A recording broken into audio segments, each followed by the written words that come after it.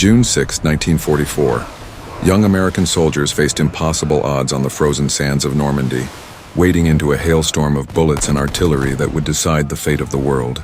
Before dawn on June 6, 1944, the Atlantic waves crashed against the steel hulls of hundreds of landing craft, carrying over 73,000 American soldiers toward the fortified beaches of Normandy. Across the water, German bunkers, machine guns, and barbed wire awaited, ready to turn the sands into a slaughterhouse.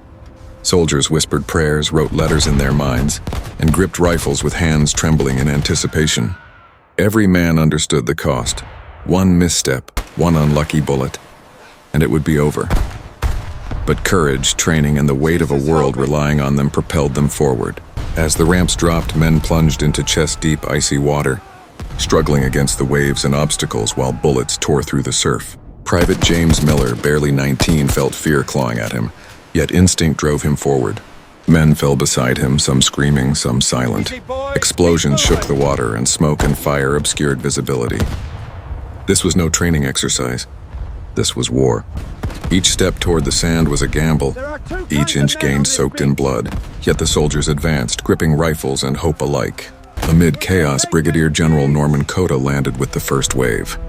He ran along the beach, dodging bullets and explosions, rallying pinned-down soldiers with sheer presence.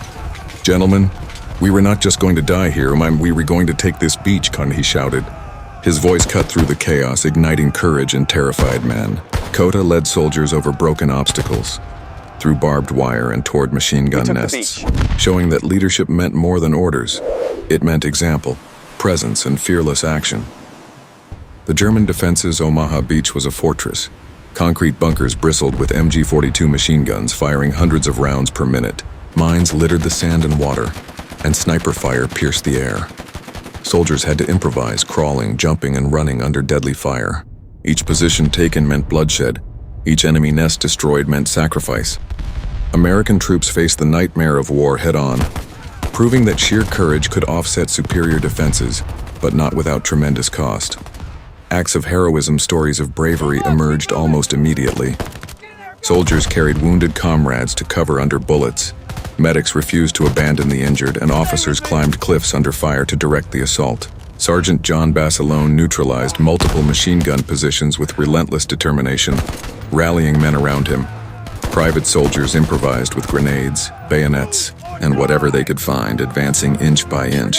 Every act of heroism contributed to a foothold that would become the turning point in the Allied invasion. The human cost, by the end of the first wave, the losses were staggering. Over 2,400 Americans killed and more than 6,000 wounded. Entire units were decimated. Bodies littered the sand, smoke obscured vision, and the cries of the wounded pierced the air. Yet the survivors pressed on, driven by duty, fear, and loyalty to their fallen comrades. Omaha Beach had become a proving ground for courage, showing that human determination could overcome even the deadliest obstacles. As artillery support and naval bombardment softened defenses, soldiers began to advance inland. Cliffs were scaled, bunkers destroyed, and roads secured. Units that had nearly been wiped out regrouped and pushed forward, using momentum and coordination to outmaneuver German defenses. The beach, once considered impassable, became the critical foothold for the liberation of France. Each step inland represented a victory carved from immense suffering and extraordinary bravery. Leaders like Norman Cota, along with battalion officers and non-commissioned officers, exemplified courage under fire. They risked their lives to guide troops through chaos, providing direction when communication broke down. Soldiers followed these men not merely because of rank, but because their presence inspired confidence.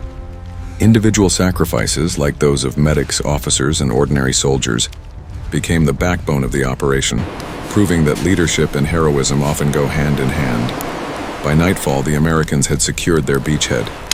Thousands were dead or wounded, but the Allies had established the foothold necessary to advance through Normandy. The courage displayed on Omaha Beach inspired the entire Allied force. The operation would continue for months, but D-Day remained the defining moment where ordinary men became legends. Their actions exemplified valor, determination, and the human capacity to face overwhelming odds without surrender. Today, Omaha Beach stands as a memorial to the men who stormed its sands. Private James Miller, Brigadier General Cota, Sergeant Basiloni, and thousands of others are remembered not only for their heroism, but for the sacrifice that shaped the course of World War II.